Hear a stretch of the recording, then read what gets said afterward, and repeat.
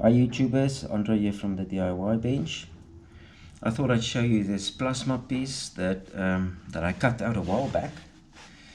The plasma machine was custom built by myself from parts and bits, and initially you got to get that cutting height right.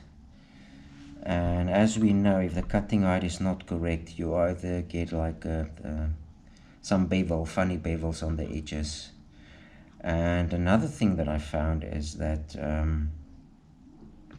the build-up of the slag, or the dross as they call it, is very difficult to get off. So once you get the height dialed in correctly, the dross seems to chip off easily.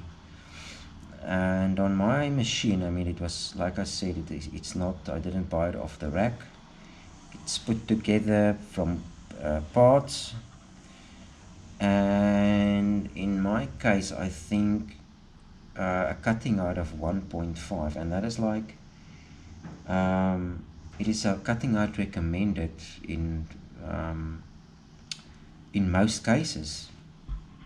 And I mean, I've done a lot of experimentation, and I came to the conclusion that in my case the voltage is between 90 and 100, and that seems quite low, but I can tell you, after a lot of trial cuts and test cuts, at one stage I found that I had it dialed at 124 volts, and the plasma cutting head would just lift so high. And we all know once that happens, you can pretty much know that your cutting voltage is too high. The plasma head has stopped cutting, or if it's still cutting, then the edge you're gonna get will be beveled, and once you get those beveled edge, we just know that your cutting torch or your cutting head just went too high. So, and in this case, in this particular piece that I cut, that exactly happened, and I had to go back and reset the machine, and lucky I could save this piece. It came out very nice afterwards, even though I had some problems on it. But I just want to say to the guys out there that's looking for information, even if your cutting voltage, you think that the voltages in the 90s would be too low, I'd say no.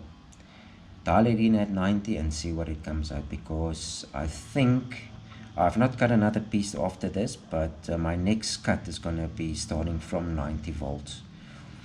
And like I said, one thing that I did find is that the slag or the dross chips off so easily. And if the cutting voltage is too high and your cutting head goes up too high, then the slag is really difficult to get off. You have to grind it off. So I'll cut another piece at the voltage I'm suggesting to myself here, and we will see how it goes. Thank you guys. Cheers.